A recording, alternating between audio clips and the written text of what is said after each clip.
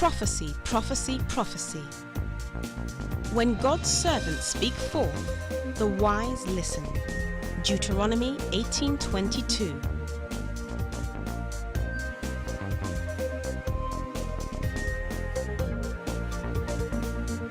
God is still saying something. Emmanuel, this is Edward reporting for Emmanuel TV.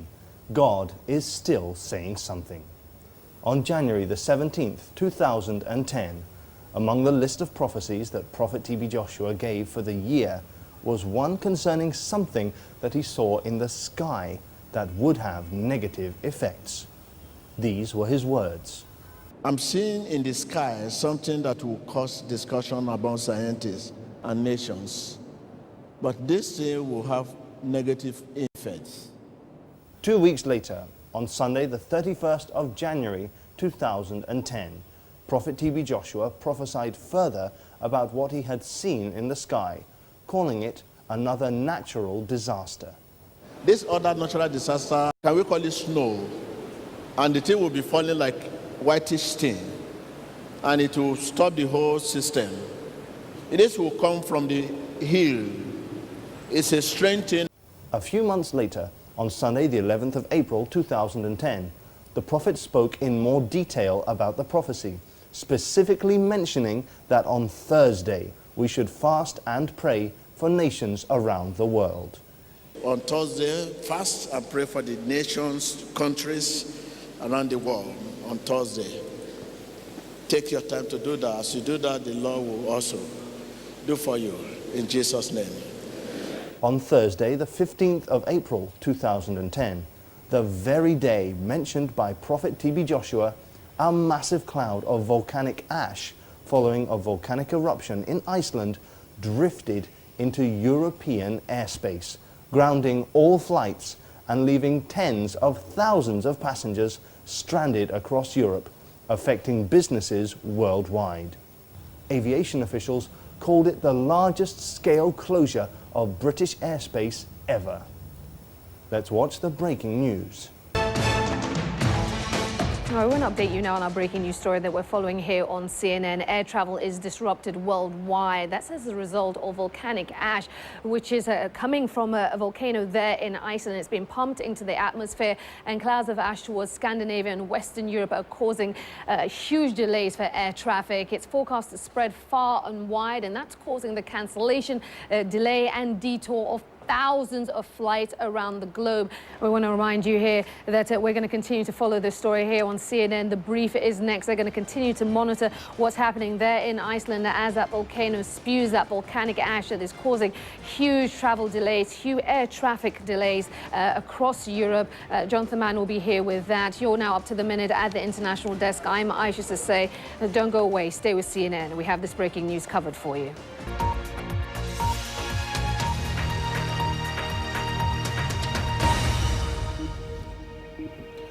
Air travel's being disrupted or cancelled altogether for tens of thousands of people all over Europe. The knock-on effect means that flights into Europe are also being hit from as far afield as the US and the Far East. The problem is ash from a volcanic eruption in Iceland, and in an unprecedented move, Britain has closed its entire airspace to all but emergency traffic until at least Friday morning. As the ash spread south and east, flights have been halted at airports in Scotland, Northern Ireland, Norway and northern Sweden.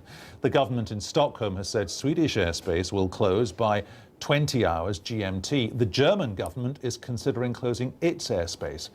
After the attacks of 9/11 in America, transatlantic flights were suspended and the airspace over London was closed.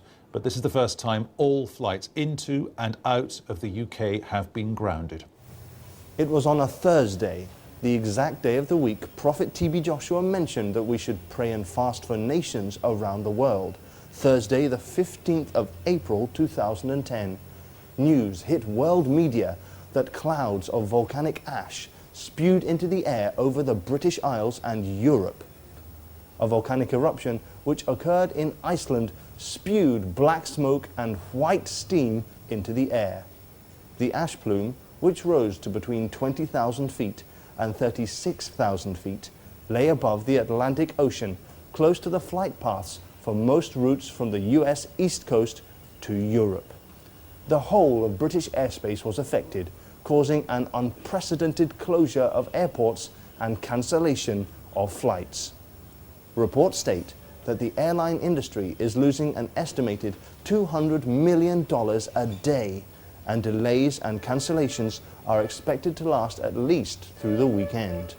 I'm seeing in the sky something that will cause discussion among scientists and nations. But this thing will have negative effects. Well, the thousands of flights in the UK and all over Europe have been cancelled because of warnings that tiny particles of rock, glass and sand contained within the ash could damage aircraft engines. Here's the BBC's environment correspondent David Shookman. The giant plume billowing into the skies above Iceland. This towering column of ash is what's grounding flights nearly 1,000 miles away in Britain. Researchers fly as close as they can. This is a view through the cloud into the heart of the eruption. Molten rock surging through a glacier. The combination of fire and ice generating the dense cloud. Cascades of lava are flowing down the sides of the volcano.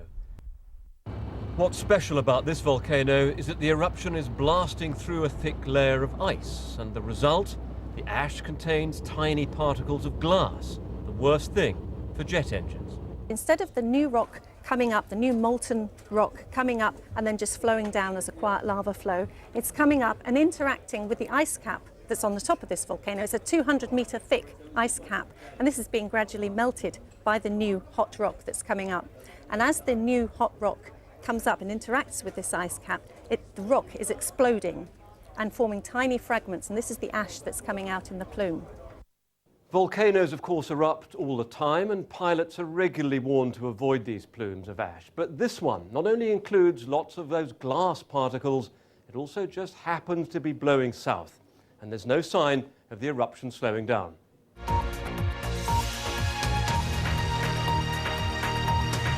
We can speak now to Gina Christie, who lives in the small Icelandic town of Kolsveitur, that is near the volcano. What's it like just there, Gina? There was a smaller flood earlier this afternoon, about 3 o'clock. So does that mean it's still erupting? Is that why it's cloudy and dark over there? Oh, very much so. I don't think it's going to stop erupting for quite a while. And in terms of the impact, some people say, of course, you're getting these floods because you're very close to a glacier there and the glacier is melting. Is that what's happening? Yeah, basically the volcano is erupting under the glacier, and as it's sort of coming up, it's, trying to get through, and it's melting all of the glacier, which is why there's so much problem for the locals here, because when you have a glacial flood, it's a massive amount of water coming in a very quick space of time. And so that's why they've had to evacuate people on and off as soon as they realize that, the floods are coming down, because you don't have a lot of time to get out of the way. And so you're getting big chunks of ice and a lot of ash and mud coming down the flood valleys there.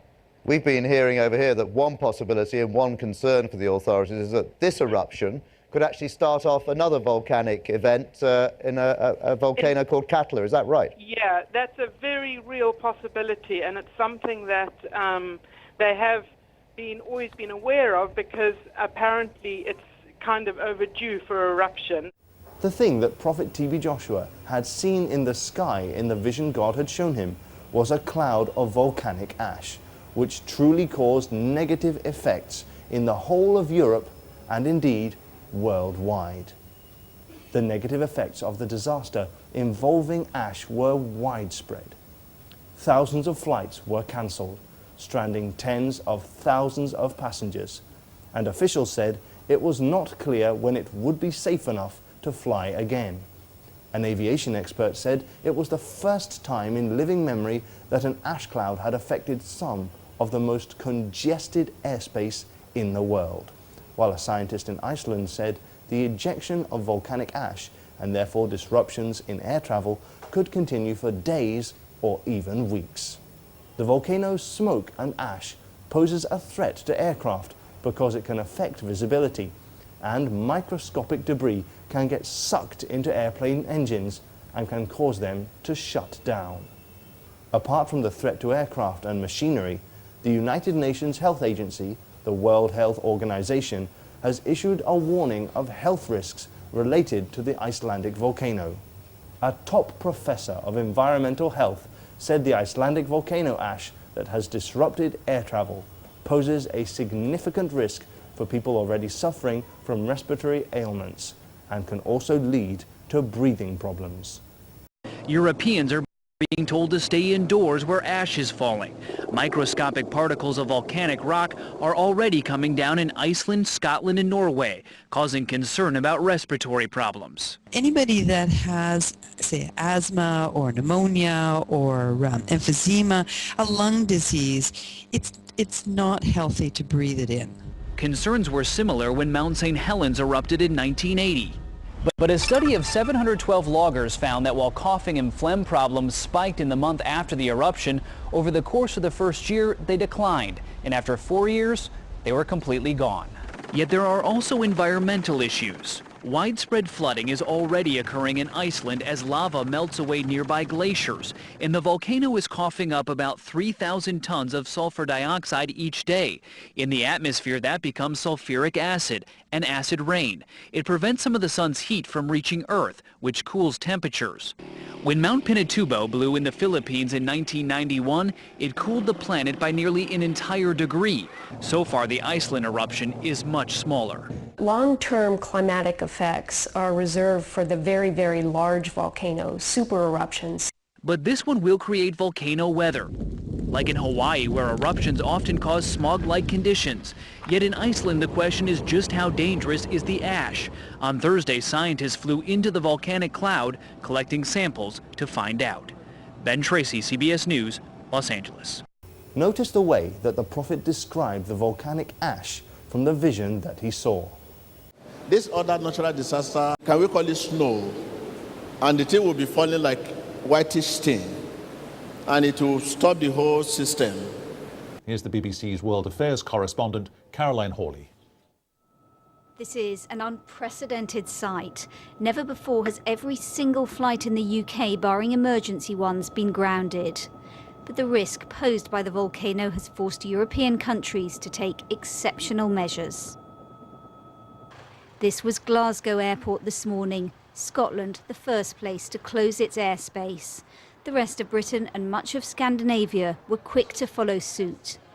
And flights have now been cancelled across Europe, leaving passengers stranded as the ash from Iceland's volcano drifts across the skies, oblivious to boundaries. Have a look at the big picture. Just how bad is all of this? What kind of financial losses are we talking about? Let's put it all in context. And for it, we go to Richard Quest, who's standing by live in New York. Richard, I don't think any of us have ever seen anything quite like this. Airspace closed all over, I guess it's fair to say, the British Isles and Western Europe. What's the knockoff effect going to be of having so many planes grounded and so many passengers with tickets waiting to get on?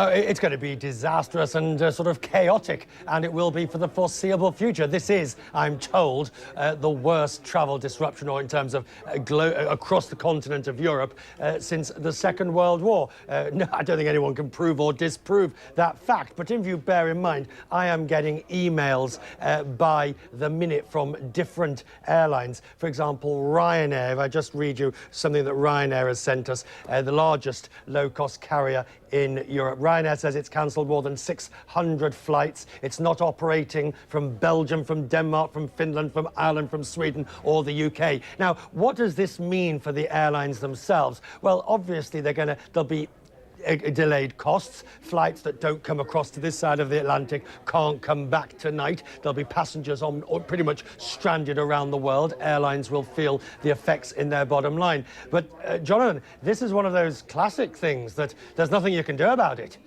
The Whitish volcanic ash, which blocked European airspace, caused widespread disruption worldwide. Ash clouds from Iceland's spewing volcano halted air traffic across a wide swathe of Europe, grounding planes on a scale unseen in years, as authorities stopped all flights over Britain, Ireland and the Nordic countries. This strange natural disaster shut down London's 5 major airports, including Europe's busiest airport, Heathrow, which handles over 1,200 flights and 180,000 passengers per day. This other natural disaster, can we call it snow? And the thing will be falling like whitish stain, and it will stop the whole system. Without a doubt, the Whitish volcanic ash stopped the whole system, just as Prophet TB Joshua had prophesied. The closures in Europe had an effect worldwide. Some European nations completely closed their airspace, while others enacted partial closures. Thousands of flights were cancelled, stranding hundreds of thousands of passengers and costing airlines hundreds of millions of dollars, euros and pounds. On Thursday, fast and pray for the nations, countries around the world on Thursday. The volcanic ash cloud, which drifted into European airspace on Thursday, caused shutdowns and cancellations in many nations and countries around the world, including Austria, Belarus, Belgium, Croatia, the Czech Republic, Denmark, Estonia, Finland, France, Germany, Hungary, Ireland, Italy, the Netherlands, Norway, Poland, Romania, Slovakia, Slovenia, Sweden, Switzerland, Ukraine, the United Kingdom, Russia and Spain. Air travel throughout Europe and around the world was still disrupted Saturday as thick clouds of ash from a volcanic eruption in Iceland continued to drift across the continent. Officials expect air travel to be disrupted for several days. I'm seeing in the sky something that will cause discussion among scientists and nations. The strange occurrence of the volcanic ash and the effects it caused fast became a topic for discussion among scientists. An investigative mission was carried out by scientists to analyze samples taken from the volcanic ash cloud sitting over Britain. A plane carrying the researchers flew right up to the cloud to test its contents. The data could reveal important information about the environmental impact of the eruption. The information gathered would enable experts to determine where the concentrations of abrasive particles and acidic gases might be dangerous. It will give us new information on the way volcanic plumes mature and change, and how they evolve from the moment they erupt, said Mr. Purcell of the Natural Environment Research Council. This will come from the hill. It's a strange thing. Gary Tuckman is right there in Iceland now. And Gary, you are where this all started and what a mess it has made.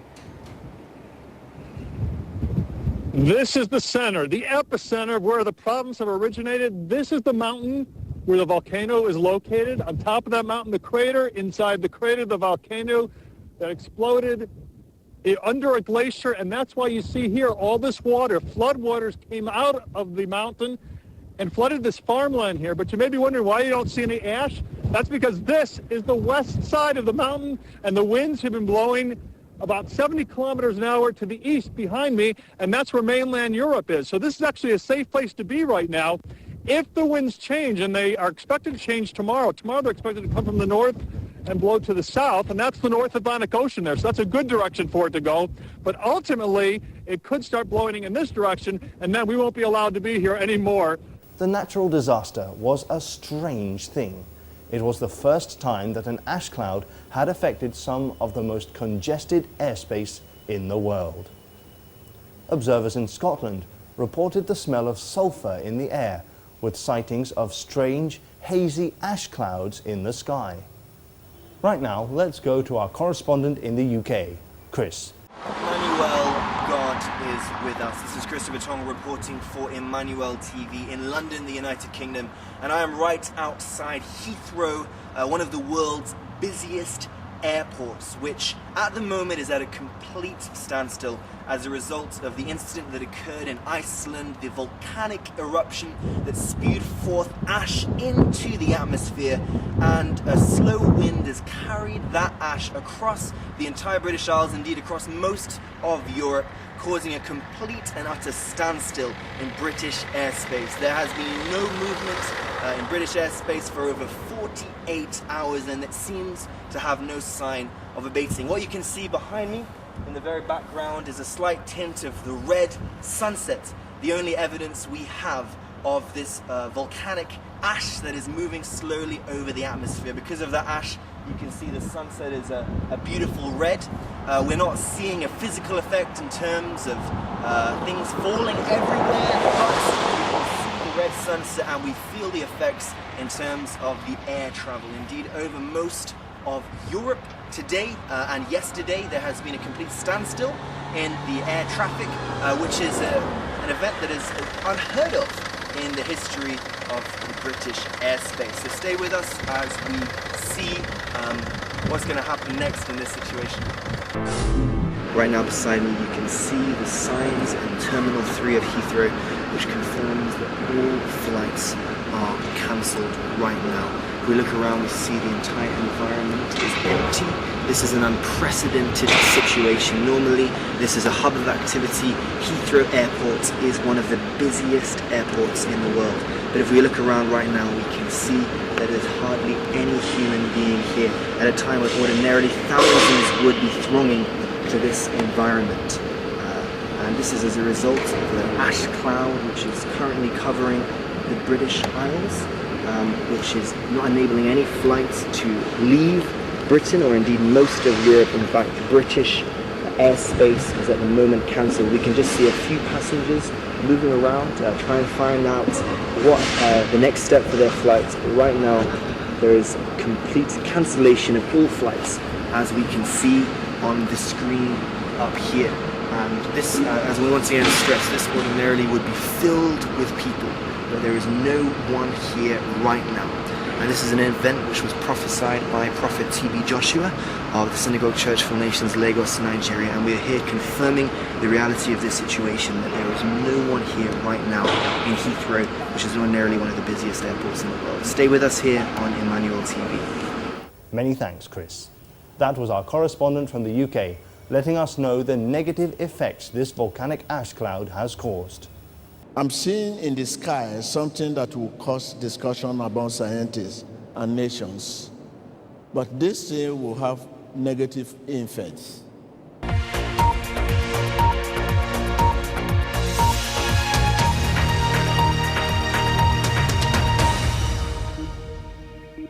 We'll start with some breaking news. President Barack Obama has canceled his trip to Poland for the funerals of the president and his wife due to the volcanic ash cloud from Iceland.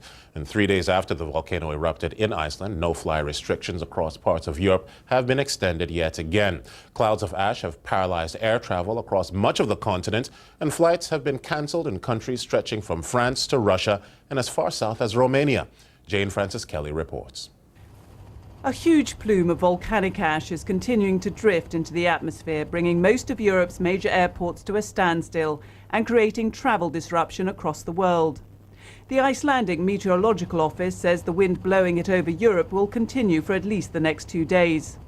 This image from Norwegian weather forecasters show the situation late last night and the predicted movement of the clouds stretching into tomorrow evening. The airborne ash is marked black. The yellow areas where the ash is expected to fall to the ground. This is what the ash looks like under the microscope. Air traffic control experts fear it could linger in the atmosphere until the middle of next week. The situation has not changed significantly from yesterday. The danger area of the volcanic ash cloud has moved a little bit more south and east. The persistent volcanic activity means some world leaders won't be able to attend the state funeral of the Polish president and his wife tomorrow. They were among over 90 people to lose their lives last Saturday. For ordinary travellers, it remains a long and frustrating wait. In Paris, stranded Japanese holidaymakers took part in an impromptu exercise class to relieve the boredom. Further afield in Tokyo, one passenger's plane had to turn back mid-flight. We had a flight on Thursday, and then we were halfway, and then we came back to Tokyo, 10-hour flight, and we were back in Tokyo. And, well, I just want to go home. In Mumbai, one traveller complained of the increasing cost of her enforced stay. The air companies, they're giving us no refunds and not paying the hotel and anything. In Melbourne, an airline spokesman could give little comfort to those waiting. But at this stage, it's highly unlikely that things are going to return to normal for several days at least, and it may well be up to a week. In central London, long queues of tourists gathered as they tried to make alternative arrangements.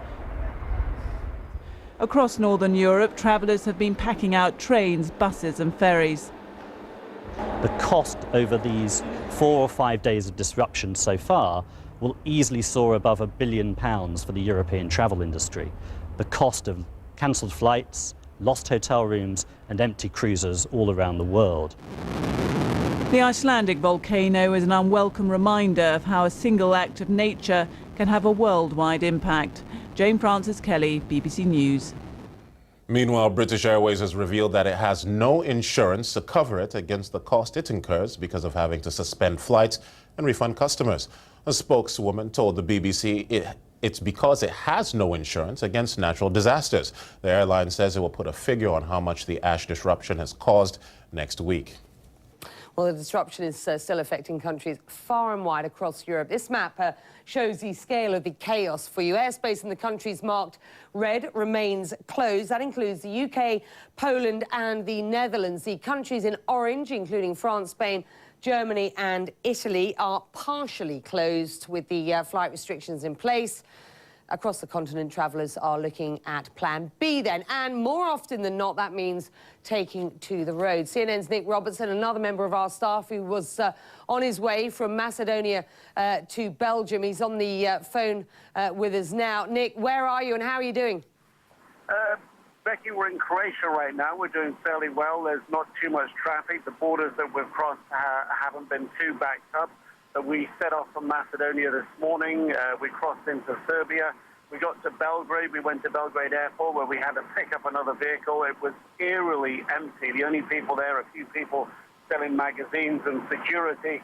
I talked to a couple of other travelers who were renting a vehicle from the same place we were. They told me one of them had driven overnight from Istanbul to get to Belgrade to pick up another car. And two of his colleagues were continuing their drive all the way to Amsterdam and Copenhagen. So some people traveling a very, very long way by car. We hope to go from Croatia to Slovenia, Slovenia to Austria, Austria to Germany, Germany then finally to Belgium. We will take a break tonight, but so far the journey not too bad, but a very long way to go. Belgrade Airport, as I say, every flight on the board they're saying cancelled. Nobody's showing up there, wondering if anything was going to go at all. This is remarkable stuff. Just remind us, Nick, how long was it supposed to take you to get home? And in the end, if all things go to plan, how long will it take you? Well, we could have been in Brussels within 4 or 5 hours through connecting flights from Skopje all the way up to Brussels. But now it's going to take us the best part of, all of Sunday and the best part of Monday. So you're looking at 2 days. As the crow flies, it was some 1,600 kilometres. But the crows don't fly along the roads here, and the drive distance is actually well over 2,000 kilometres. So it's a long haul. But so far the roads haven't been too busy. I think Monday in Central Europe tomorrow may be a bit of a different story, however. Yeah, that's going to be the interesting one when people who aren't in the right places try and get back to work, as it were.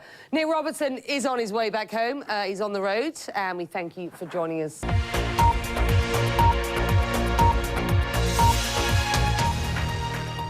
With special coverage live from what is usually the world's busiest international airport, London's Heathrow. It is the 5th day of the lockdown in air travel across much of Europe. Let me give you a scale of what is happening. So far, nearly 7 million people around the world have been affected by what's happened to the airspace in Europe over the last 5 days. Over 20 countries have either fully or partially closed their airspace, which means over 300 airports have been affected. The cost to the airline industry is estimated at over $200 million a day.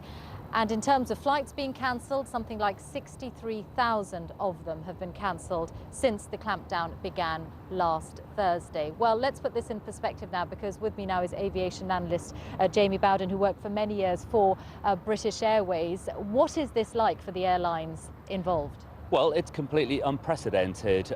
We normally expect fog or snow to cause disruption, but just for a day or two. This will go on for weeks, this disruption. To have Europe's airspace closed down now for 5 days is absolutely unheralded, and it will cause big problems for weeks to come. Well, let's get a close-up on the root cause of all of this chaos. These are pictures from Gary Tuckman, who traveled right to the base of Iceland's now most famous volcano. Gary joins us now from Iceland with the very latest. Gary, we're getting word from some quarters that the volcano has temporarily ceased its eruptions. What are you seeing where you are? Well, I know the experts in London are saying that it may have ceased or it's substantially diminished, but we're not experts, but we have eyeballs and we're on the scene, and you can see too. We're seeing continuing eruptions from the volcano over my shoulder. It has not ceased. It certainly has diminished a little bit. I wouldn't say substantially, though. It actually looks bigger than it did an hour ago, the eruptions that are taking place. And we flew over the weekend in a helicopter about 700 meters away from the volcano, and you may be wondering, how does air traffic around the world stop? Now I'll be able to fly thousands of kilometers away, and you can fly several hundred meters away. And that's because we were on the right side, and I don't mean right as opposed to right and left, but I mean the correct side of the volcano, because the wind blowing away from us. So we could go right up to it. We saw boulders spewing out of this volcano, and we saw lightning bolts, and we saw glass, and we just saw amazingly tremendous power, and it was awe-inspiring and also quite frightening. At one point, the pilot said to me, "I'm sorry, we can't fly closer." And I said, "Okay, I don't want to fly any closer. This is close enough." It was just incredible being there. And the power of this volcano, as you've seen, I mean, it's affected the world, but it's also affected parts of southern and eastern Iceland. To that side of the volcano, most of this country, Reykjavik Airport, the capital, hasn't been affected at all. Life goes on as normal, but the way the wind is going to the east and to the south, people now are under ash, their farms, their properties. A very painful thing we saw. We visited a farmer on Friday who was preparing his property, his 1,000-hectare farm, for the possibility of ash, and we went back there yesterday, and now his farm is completely under ash, and it's not just granular fine particles, it's mucky mud. And he was just about to plant his corn and his wheat for the season. He won't be able to do it now. The problem is you can't clean this stuff up right now because you don't know when it will happen again. And as a matter of fact, wind is coming from the north right now, right back to his farm, and he could get more ash today. Emmanuel, God is with us. This is Christopher Tong reporting live for Emmanuel TV here at Heathrow Airport, London, the United Kingdom. Behind me we can see Heathrow Airport, which is known to be one of the busiest airports in the world. But for the past 48 hours there has been a total closure of British airspace, mirrored in all airports in the United Kingdom and indeed in many airports across Europe. As a result, there's been a total closure of British airspace. There has been no flights whatsoever moving into Britain or out of Britain. And we are here today with Emmanuel TV to confirm this. Today, Heathrow is very silent, it's very quiet. Ordinarily, there is a plane leaving Heathrow or arriving at Heathrow every 90 seconds. But right now, we can see that there are no planes moving. There's no movement. In fact, there are very few passengers or people in the environment right now. And we know that God used Prophet TB Joshua to prophesy about this event. And we are here today in London, Heathrow, the United Kingdom, to confirm that indeed God is still saying something. This is Christopher Tong reporting for Emmanuel TV at Heathrow, London, the United Kingdom. Back to you in the studio. We at Emmanuel TV and the Synagogue Church of All Nations pray for Europe and for all those whose lives have been affected by this natural disaster, that God's grace would cover and His mercy and favor speak for them at this time, in Jesus' name. We thank God for revealing Himself as an omniscient, omnipresent, and omnipotent God. We pray that the Lord, who neither sleeps nor slumbers, would continue to watch over us and give us the grace to be conscious that we are always under His eyes, in the name of Jesus Christ. To witness the power of prophecy firsthand on a personal, local, and international level, join us every Sunday for our live service on Emmanuel TV at 9 a.m. West Africa time, 10 a.m. Central Africa time, 3 p.m. Indochina time, 6 p.m. Australian Eastern Standard Time, 12 a.m. Pacific Time, and 3 a.m. USA Eastern Standard Time. This is Edward reporting for Emmanuel TV. And remember, God is still saying something.